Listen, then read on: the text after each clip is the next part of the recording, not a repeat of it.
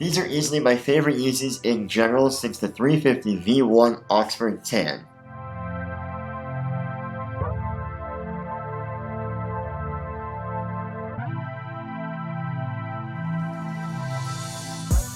What's up guys, welcome back to Kobe Sneaks. Today we are looking at the brand new region specific 350 V2. This is the Earth Colorway. Now, like I said before, this was a region-specific release, meaning that there were 3 different colorways that dropped all across the world. Depending on where you lived, you could get a certain color. In North America, that was the Earth Colorway. In Europe, that was the Tail Light Colorway, which is the gray with that little orange stripe on the heel tab. And then in Asia and Africa, and I believe in India, the colorway was Flax, which is a very light colored yellow. I actually like that one a lot, but I am the most happy with the Earth Colorway. All 3 colors released around the globe for a price of $220 US or $300 Canadian up here in Canada, and they released on February 22nd, 2020. Now, while I still agree that the 350 V2 is pretty much dead in the water at this point, I do appreciate this colorway a lot because I am a big fan of earth tones, and this is, well, quite literally an earth tone. It's called Earth. Taking a look at the box, this is a standard Yeezy 350 V2 box. Looking on the label, we do see that these are a US size 8.5 with the style code FX9033 and the official colorway being Earth. Alright, let's open up the box and see what this Earth colorway is all about. So by now, I won't even bother breaking down the entire look and construction of the V2, because if you're here by now, you should know what the V2 looks like and all of its features and little quirks and all that stuff, but I will talk about the color. The color is the most important thing about these shoes. Online, when you saw the pictures of them, they gave it more of a green hue. It was a bit confusing to the eye of what color they actually might be in real life, and you might not even be able to tell through the video, but take my word for it, these are not green at all. In fact, they're a brown. If I had to compare it to things that weren't about the Earth, I would say that this is kind of a caramel color, a dusty brown caramel color. It's kind of the color of any given cardboard box. Actually, let me show you.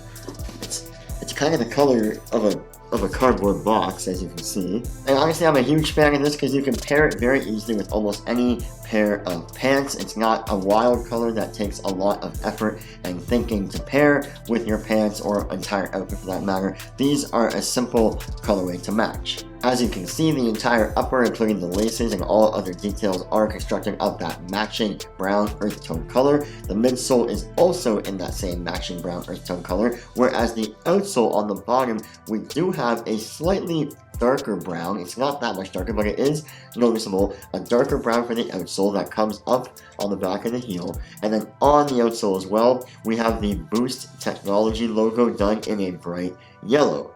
I actually love the color yellow, so I love this detail, but I know a lot of people online were not a fan of that. Really doesn't matter. It'll be down here your entire life of the shoe, so why do you care? Like most other Yeezy 350 V2s, these do fit about a half size or a whole size small, so go a half size or a whole size bigger than your normal size, and then you can wear them quite comfortably.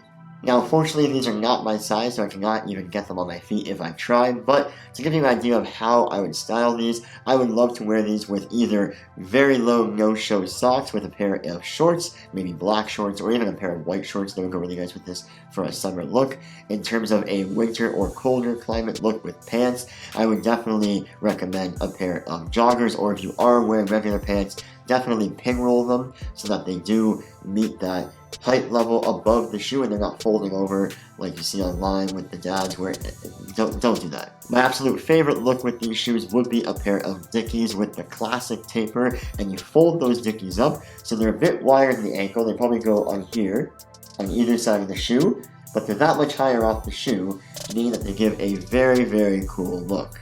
Again, those are just my personal takes, but I think those will look awesome. And that is pretty much it, guys. Like I said, these are another 350 V2, so are they kind of a dead shoe by now?